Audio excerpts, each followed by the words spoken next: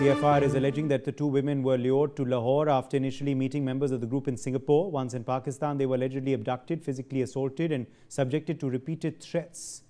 So clearly, of course, horrific details emerging, Ashik, of the complaint. Reportedly, they were lured to Lahore from Singapore, where they had met members of this group. And then in Pakistan is where these crimes were subjected.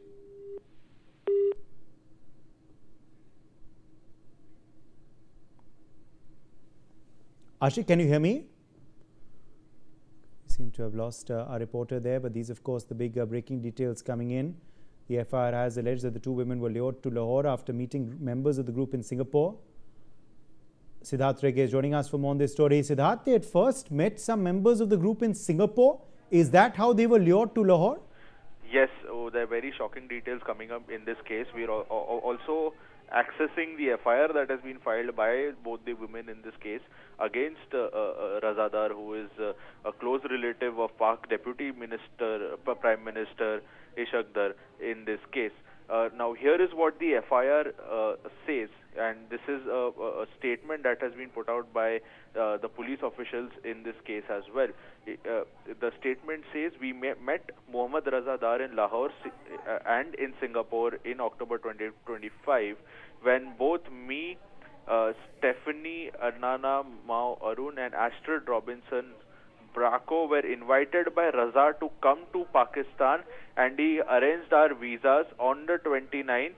We're just going to put this FIR full frame so that all our all our viewers can see, and we're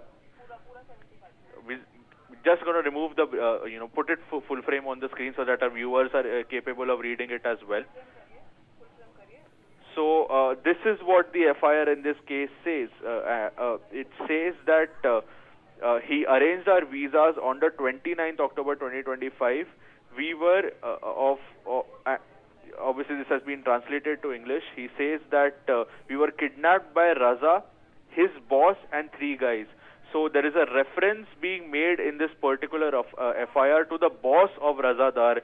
Whether that could be Ishaq Dar, we don't know, but this clear reference has been made. The FIR further says that they were very aggressive towards us. Raza acted as a victim himself, and his boss was requesting for money from both Stephanie and me to stay alive. The FIR goes on to say that the man requesting the money, which in this case has been mentioned that as Razadar's boss, was 46, dressed in Pakistani clothes, colored beige.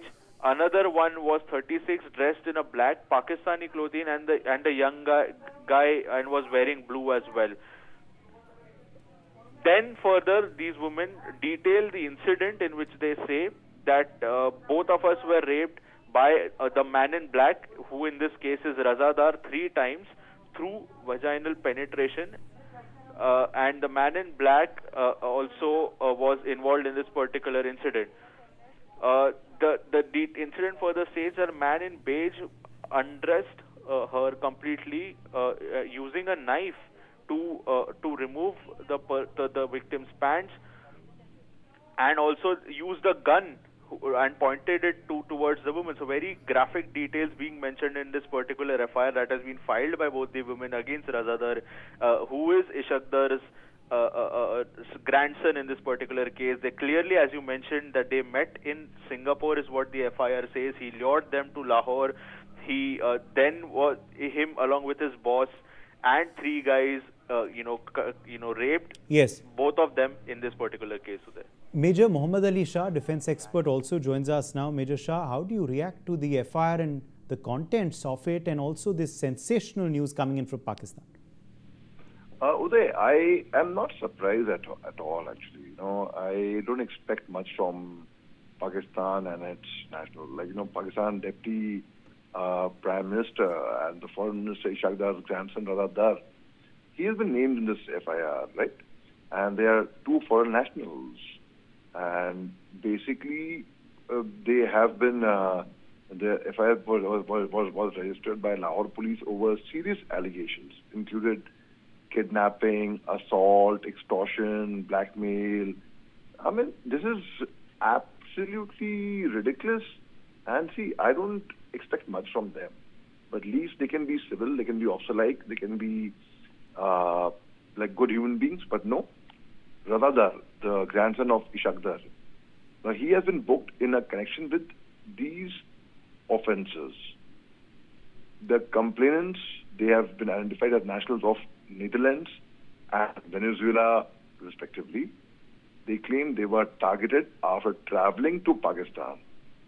Now, this is actually a very, very serious allegation, and I would not be surprised if it's proved as well, if he is proved guilty, I mean, after the inquiry, after the trial as well. This is actually genuinely very, very serious, and as we were hearing your reporter speak about how, I mean, I don't want to get into details, because it is actually concerning how Pakistan, and that too, without keeping Pakistan's deputy prime minister, foreign minister, I mean, उनको अपनी reputation की, अपनी इज्जत की तो फिक्र होनी चाहिए, but they do not care. Yes, Ajay Jandial also is in fact joining us now. Ajay, we are putting out exclusive contents of the FIR on our screens for our viewers.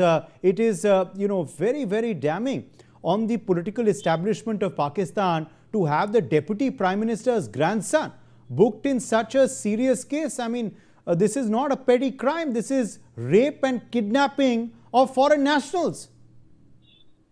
You rightly said today, and that is really unfortunate and shocking that how when your grandfather is on your back, then you're not permitted to do any of thing what you want, and that is what exactly shows that can happen only in Pakistan. Because in other countries, in India, if any such crime is happening, then definitely law will take a course, and especially what we have seen that there is a much better situation here, because the way basically what he has done, like kidnapping the foreign nationals, and then after abducting, they were demanding for the money, they were asking for the rape, and threatening them to kill, as well as their organ attaching. That is clearly very shocking. And according to information now, FIR have been lodged, and it is expected that now law will take its course, but it is only because it's foreign national. Because what is happening with the people, those who are living over there, women of Pakistan and Pakistan occupied Kashmir, that is well known to everyone, because whenever we have reported from Pakistan, but we have found that women, those who went to police station, those who went to the security forces for complaining about the rape and the torture, yes, they were raped inside the jails. Okay, more in fact sensational details coming in now. Let's quickly put out this next piece of breaking news coming in. We are learning that according to the complaint, the accused allegedly demanded millions of dollars from the victims and threatened them with severe consequences if they failed to pay the FIR. Further alleges that the women were secretly filmed and blackmailed using the recordings. More serious developments coming in, Ajay Jandial. The women were filmed for blackmailing. Millions of dollars were also demanded by the accused. Yes, today that is what basically this FIR says, that it is not only a raping by Raza Dar, but they were also Raza Dar was planning with his associate for a gang rape, even, and there are possibility that they both of the girls, they were gang raped as well. And after raping the women when they were threatened to death, he was also demanding for the millions of rupees. That clearly shows the mindset of a grandson of Ishaq Dar, and a person who was seen number of times threatening India, and many a time was seen saying that we are the law of we have a country who obey laws, and we respect the women. That is what he was doing when this has happened, and where this rape basically took place.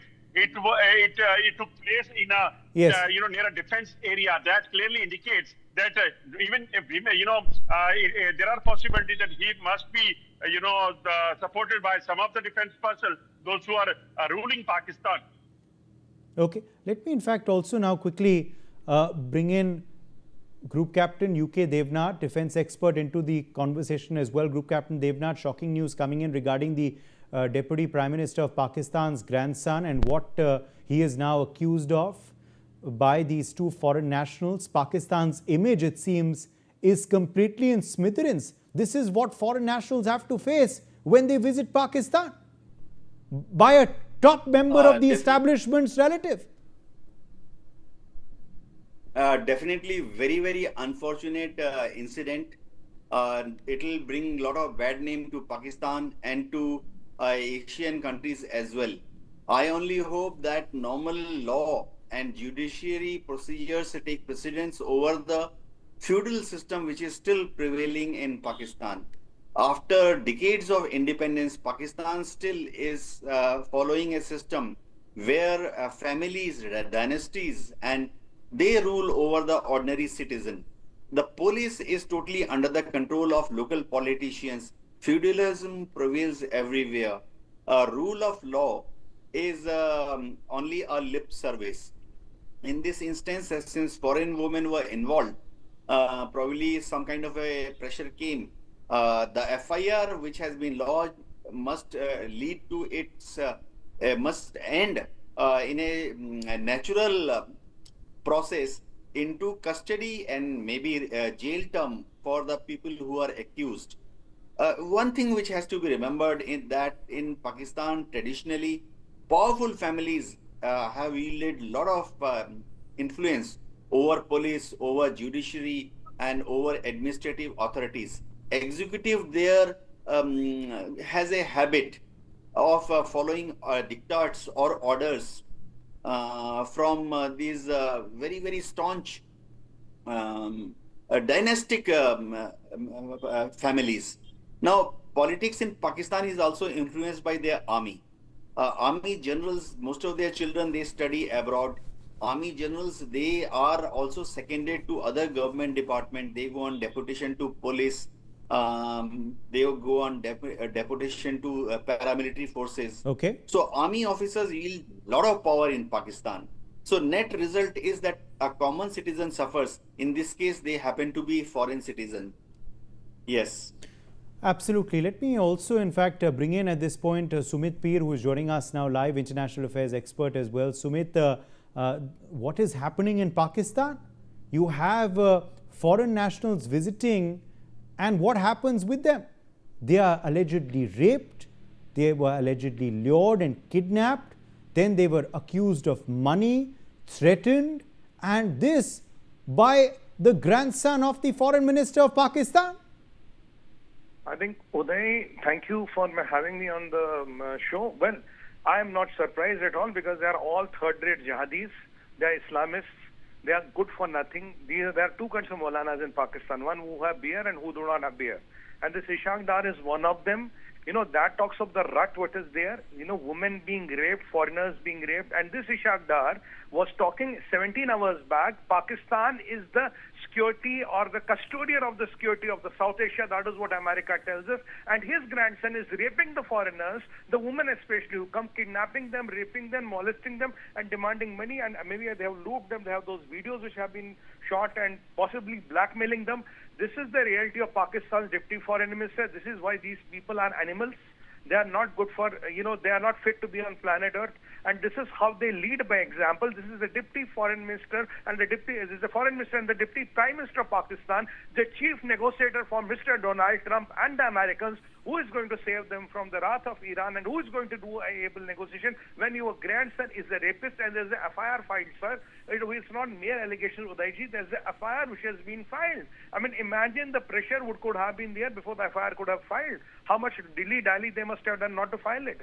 Now, when the cat is out of the bag, the only thing what the world should know, Mr. Trump should note, Americans should note what kind of rapists and Islamists and terrorists are you dealing with. These are animals.